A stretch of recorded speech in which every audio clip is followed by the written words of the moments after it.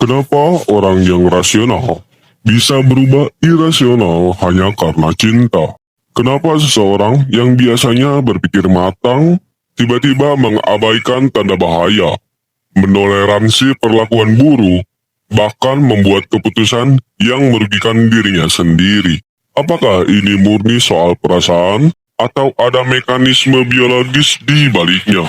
Pertanyaan ini bukan sekedar fenomena sosial atau kisah romansa, melainkan persoalan serius yang telah lama diteliti dalam dunia sains, khususnya neuroscience dan psikologis perilaku. Selamat datang di dunia sains.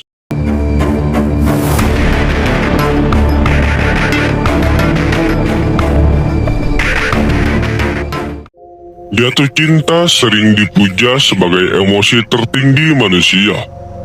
Ia digambarkan sebagai sumber kebahagiaan, inspirasi, dan makna hidup. Namun di balik keindahannya, sains menunjukkan sisi lain yang jarang dibicarakan. Jatuh cinta adalah kondisi otak yang tidak stabil secara rasional. Dalam banyak aspek, otak orang yang sedang jatuh cinta bekerja sangat berbeda dibandingkan kondisi normal. Secara biologis, jatuh cinta bukanlah keputusan sadar. Ia adalah reaksi kimia ketika seseorang mulai tertarik secara emosional.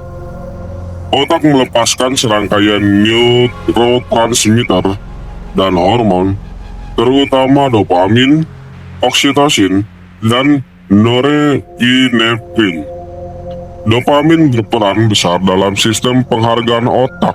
Zat ini juga aktif ketika seseorang mengkonsumsi zat adiktif seperti nikotin atau narkotika. Dopamin menciptakan rasa senang, euforia, dan dorongan untuk mengulang pengalaman yang sama. Inilah alasan mengapa jatuh cinta terasa nagih. Masalahnya muncul ketika lonjakan dopamin ini tidak berdiri sendiri. Oksitosin, yang sering disebut hormon keterikatan, memperkuat ikatan emosional dan rasa percaya. Bahkan ketika secara objektif kepercayaan itu belum layak diberikan, kombinasi dua hormon ini menciptakan kondisi di mana otak terfokus pada rasa senang dan keterikatan, bukan pada evaluasi rasional. Dalam kondisi normal, manusia mengandalkan prefrontal cortex, bagian depan otak yang berfungsi untuk berpikir logis, menilai resiko, merencanakan masa depan, dan mengendalikan impuls. Bagian inilah yang membantu seseorang berkata, "Ini tidak masuk akal," atau "Ini berbahaya." Namun penelitian pencitraan otak menunjukkan bahwa saat seseorang jatuh cinta, aktivitas prefrontal cortex justru menurun. Artinya, pusat pengambilan keputusan rasional menjadi kurang dominan. Ketika logika melemah dan emosi berkuat, muncullah berbagai perilaku yang sering dianggap kebodohan karena cinta. Red flag diabaikan karena otak lebih fokus mempertahankan sumber dopamin daripada melindungi diri. Nasihat dari orang lain terdengar seperti gangguan, karena bertentangan dengan sistem penghargaan otak yang sedang aktif. Bahkan rasa sakit emosional pun bisa ditoleransi selama ada harapan kecil untuk mendapatkan kembali rasa senang yang pernah dirasakan. Fenomena ini menjelaskan mengapa seseorang bisa bertahan dalam hubungan yang jelas merugikan.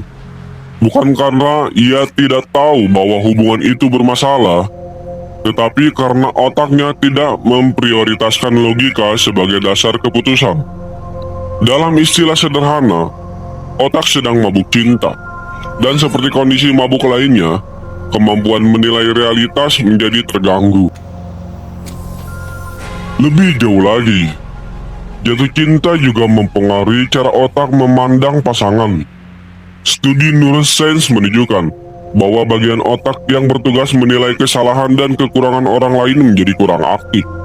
Akibatnya, pasangan sering dipersepsikan secara tidak realistis.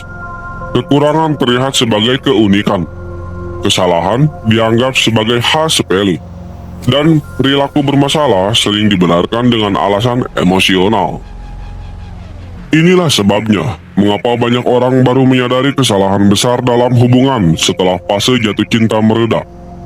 Ketika kadar dopamin dan oksitosin kembali normal, prefrontal cortex kembali aktif, logika pulih, dan pada titik inilah muncul kalimat klasik. Kenapa dulu aku bisa sebodoh itu? Padahal yang berubah bukan kecerdasan orang tersebut, melainkan kondisi biologis otaknya.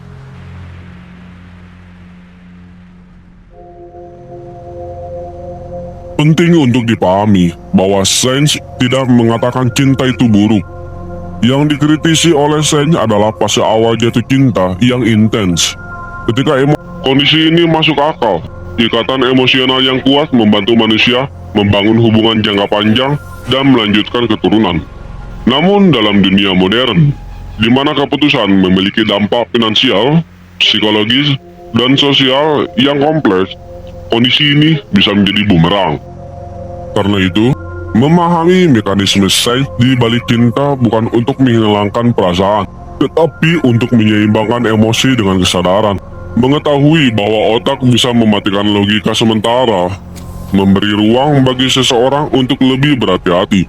Misalnya, menunda keputusan besar saat emosi sedang memuncak, atau sengaja meminta sudut pandang orang lain yang lebih objektif. Pada akhirnya, jatuh cinta tidak membuat manusia bodoh dalam arti sebenarnya. Ia membuat manusia kurang rasional untuk sementara waktu. Dan perbedaan ini sangat penting. Bodoh adalah kekurangan kemampuan, sedangkan jatuh cinta adalah perubahan sementara dalam cara otak bekerja. Ketika kita menyadari hal ini, kita berhenti menyalahkan diri sendiri dan mulai memahami diri sendiri. Jika kamu pernah membuat keputusan yang kamu sesali karena cinta, itu bukan tanda kelemahan intelektual. Itu tanda bahwa kamu manusia. Namun manusia juga punya keunggulan, kemampuan belajar, menyadari, dan memperbaiki diri. Jika kamu merasa tulisan ini membuka sudut pandang baru tentang cinta dan otak manusia, jangan berhenti di sini. Masih banyak fenomena psikologis dan sains yang mempengaruhi hidup kita tanpa kita sadari. Subscribe dan ikuti dunia sains ini untuk penjelasan sains yang tajam, jujur, dan relevan dengan kehidupan nyata.